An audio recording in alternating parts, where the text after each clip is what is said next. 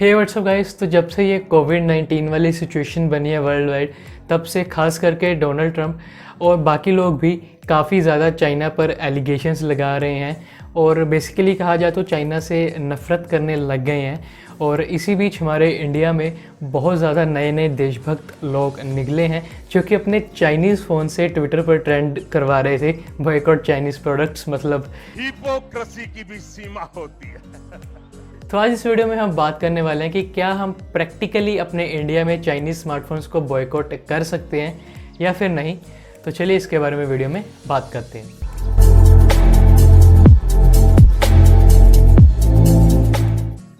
तो भाई सबसे पहले अगर एक वर्ड में बोला जाए कि क्या हम चाइनीज़ फ़ोन्स को बॉयकॉट इंडिया में कर सकते हैं या फिर नहीं, तो वो है नहीं। हम इंडियन मार्केट में चाइनीज़ फ़ोन्स को बॉयकॉट बिल्कुल भी नहीं कर सकते हैं। और वो क्यों, उसके लिए मैं अभी आपको इस वीडियो में बताऊंगा। तो सबसे पहली बात तो जो भी हमारे इंडियंस लोग अभी फ़ोन यूज़ कर रहे हैं उसमें से जो 95% ऑफ फ़ोन्स हैं वो या तो डायरेक्टली चाइना में बने हैं या इनडायरेक्टली उनमें जो चाइनीज़ कंपोनेंट्स हैं वो यूज़ हुए हैं। यहाँ पे आप किसी भी ब्रांड की बात कर लो, चाहे वो शाओमी हो, रियलमी हो, वीवो हो, ओप्पो हो, हुआवे हो, आईकू हो या फिर पोको हो या और भी जितने भी बहुत सारे ब्रांड्स हैं। और वहीं अगर आप कुछ और ब्रांड्स की बात करो जो कि चाइना के नहीं है, आप कह सकते हैं कि सैमसंग साउथ कोरिया की कंपनी है, एप्पल यूएस की कंपनी है, बट उनके भी जो मोस्ट ऑफ द कंपोनेंट्स है फ़ोन के वो चाइना में ही मैन्युफैक्चर होते हैं। असेंबल चाहे वो फ़ोन कहीं भी होते हो, लेकिन जो उनको कंपोनेंट्स है जिससे वो फ़ोन तैयार होता है वो सारे के सारे मोस्टली चाइना में ही बनते हैं। लेकिन अगर हम इस कोविड-19 की सिचुएशन में अगर सोचें कि हम अपने इंडियन स्मार्टफोन ब्रांड जैसे कि माइक्रोमैक्स या फिर लावा, इंटेक्स वगैरह को प्रमोट करेंगे, उनको यूज़ करेंगे ताकि हमारी जो इकोनॉमी है वो बूस्ट हो, लेकिन उसके लिए तो मैं कहूँगा कि उन ब्रांड्स के फ़ोन को यूज़ करने से अच्छा है कि हम ये चाइनीज़ या फिर साउथ कोरिया के ब्रांड्स को ही यूज़ करें। और ये मैं इसलिए कह रहा हूँ बिकॉज सबसे पहले रीज़न की बात करें कि जो वैल्यू फॉर मनी की बात करें, तो अगर मैं स्पेशली इन ब्रांड्स की बात करूं जो कि अभी टॉप पे हैं जैसे कि Xiaomi, Vivo, Oppo, Realme, Poco वगैरह, जो कि बेसिकली कम्प्लीटली चाइनीज़ कंपनीज़ हैं, तो इनके अगर आप फ़ोन उठा के देखो तो आपको 10 से 15 हज़ार के फ़ोन में बिल्कुल टॉप लेवल स्पेसिफिकेशंस देखने के लिए मिल जाती हैं, जिससे जो आपकी रिक्वायरमेंट्स है वो काफ़ी हद तक कम्प्लीटली पूरी हो जाती है। बट वहीं पे अगर हम इंडियन कंपनीज़ की बात करें जो कि माइक्रोमैक्स, इंटेक्स वगैरह हैं, इनके फ़ोन में बिल्कुल आपको रद्दी स्पेसिफिकेशंस देखने के लिए मिलती हैं। यहाँ पे आपको वही 1-2 साल पुराने प्रोसेसर्स देखने के लिए मिलते हैं, घटिया कैमरास देखने के लिए मिलते हैं। तो अगर आप कस्टमर की सेटिस्फेक्शन के बेसिस पे देखें तो यहाँ पे आपको जो इंडियन कंपनीज़ हैं माइक्रोमैक्स, इंटेक्स वगैरह, ये बिल्कुल ऑलमोस्ट डेड हो चुकी हैं। यहाँ पे आपको कोई भी लेटेस्ट हार्डवेयर या सॉफ्टवेयर अपने फ़ोन्स में प्रोवाइड नहीं करती है, और ना ही जो इनके प्राइजेज़ होते हैं वो कहीं भी शाओमी या रियलमी से कम्पीट नहीं करते हैं। काफ़ी ज़्यादा ओवर प्राइस्ड फ़ोन होते हैं इनके। अगर मैं 2020 के हिसाब से बात करूँ, 2012 या 13 या 14 में जब शाओमी, रियलमी ऐसी कंपनीज नहीं थी, तब ये फिर भी अच्छे फ़ोन्स लॉन्च करते थे क्योंकि तब शायद कंपटीशन भी नहीं था। लेकिन अब तो इनके फ़ोन्स लेने का कोई फ़ायदा नहीं है अगर हम कस्टमर्स पॉइंट ऑफ व्यू से देखें तो।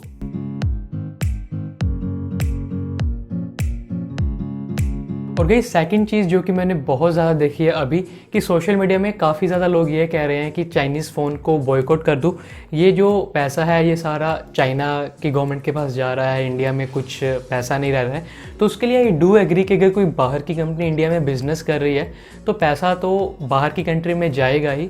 बट हम एक पॉइंट को मिस कर रहे हैं कि आप किसी भी ब्रांड का फ़ोन लेते हो जो कि इंडिया का नहीं है, फॉर एग्जांपल शाओमी या रियलमी की बात करूं, तो उसके पीछे आप नोटिस करना एक स्टिकर लगा होता है मेड इन इंडिया या फिर मेक इन इंडिया।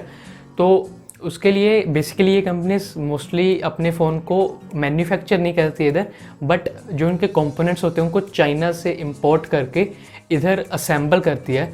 और ये इसलिए करते हैं बिकॉज गवर्नमेंट का एक मेक इन इंडिया इनिशिएटिव है जिसके बारे में आपको पता ही होगा।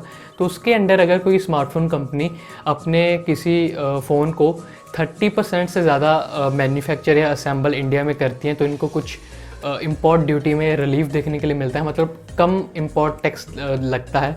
तो उसके लिए ये कंपनीज़ जो हैं इस इनिशिएटिव के अंडर अपने फ़ोन्स इंडिया में असेंबल करते हैं और ये करने के साथ जो भी ये बड़ी बड़ी कंपनीज है, Xiaomi, Samsung, Vivo, Oppo, Realme etcetera, even कि एप्पल ने भी अपना प्लांट खोल रहे हैं इंडिया में। तो ये सभी कंपनीज ने बड़े बड़े प्लांट्स खोले हुए हैं और इसमें जो लोग काम करते हैं वो तो इंडियंस ही हैं, तो उनको ही जॉब मिलती है, उनको ही खाने के लिए मिलता है। और ये कंपनीज बड़ी हैं, काफ़ी अच्छी सैलरीज पे करती हैं।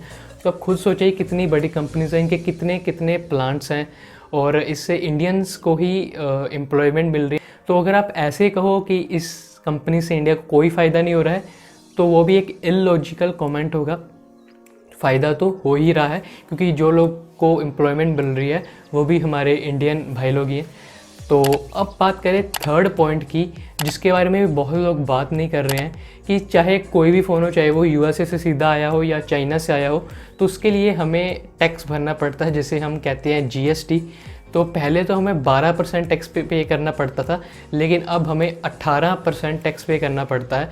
तो फॉर एग्जांपल आपने कोई रेडमी का फ़ोन लिया 10,000 का, तो आपको डायरेक्टली 1800 रुपये आप सीधा गवर्नमेंट को पे कर रहे हो एज अ टैक्स, जो कि सेंटर और स्टेट गवर्नमेंट में डिवाइड होता है।